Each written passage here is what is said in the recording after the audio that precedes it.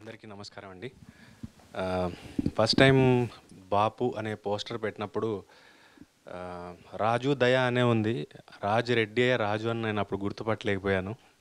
So మా క్లాస్లో మా ఊర్లోనే దాదాపుగా నాకు తెలిసి బాపు అనేది మా ఫ్రెండ్ ఒక్కడే అనేవాడు. మిగతా వాళ్ళందరూ నాయన అనేవాళ్ళు. అప్పుడప్పుడే డాడీ అనే పదం మాకు పరిచయం అవుతూ ఉండింది తెలుగు మీడియంలో, ఊర్లలో.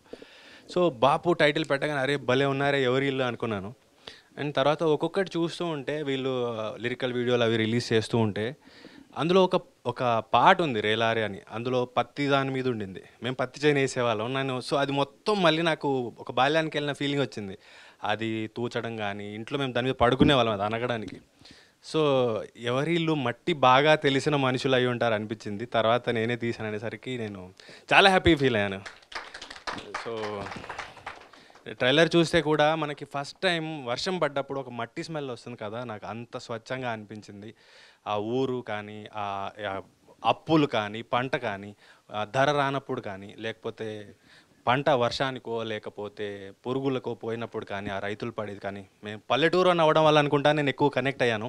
అండ్ చూసినప్పుడు కొంచెం ఎమోషనల్ కూడా అయ్యాను. నేను పొద్దున్నే చూశాను ట్రైలర్ పంపించినప్పుడు. అండ్ బ్రహ్మాజీ గారు సార్, సింధూరం వచ్చినప్పుడు మేము పరిగెత్తుకుంటూ టీవీ ముందు వెళ్ళి కూర్చొని చూసేవాళ్ళం. ఈరోజు ఇక్కడికి వచ్చే ముందు 2-3 తెల్లంట్రుకలు గడ్డంలో కట్ చేసుకోవాల్సి వచ్చింది. మీరు మాత్రం అలాగే ఉన్నారు. మా ఏజ్ అయిపోతుంది. మీ హ్యాంగ్మ్యాన్ కూడా చూశాను సార్. మీరు మళ్ళీ ఏవైతే సీరియస్గా రోల్స్ చేస్తున్నారో నాకు చాలా హ్యాపీగా అనిపించింది సార్. కొంతకాలం అనిపించింది మా బ్రహ్మాజీ గారు ఇది కాదు అని. సింధూరం లాంటి సినిమాలు చూసిన తర్వాత మళ్ళీ మీరు ఇప్పుడు ఇలాంటి రోల్స్ చేస్తుంటే చాలా కడుపు నిండిపోతుంది సార్ ట్రూలీ.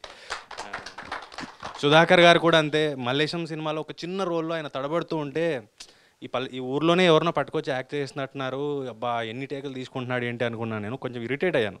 తర్వాత చూస్తే ఈరోజు ఆయన అబ్బా ఇన్స్పిరేషన్ రా, ఈ ఏజ్లో ఆయన ఎలా చేస్తున్నాడు అనిపించింది. ఆయన చూసిన ప్రతిసారి చాలా ఆనందం వేస్తుంది, ఎక్కడి నుంచి ఎక్కడికి వచ్చాడు ఈ మనిషి అని. అండ్ థ్యాంక్ యూ అన్న ఇలాంటి మంచి సినిమాని సపోర్ట్ చేసినందుకు. అండ్ దయా గారు చాలా మంచి సినిమా తీశారండి మీరు. ఇలాంటి సినిమాలు ఆడితేనే మన కథలు వ్యధలు జీవితాలు తెర మీదకి వస్తాయి. సో అందరూ ఆదరిస్తారని కోరుకుంటున్నాను. Thank you.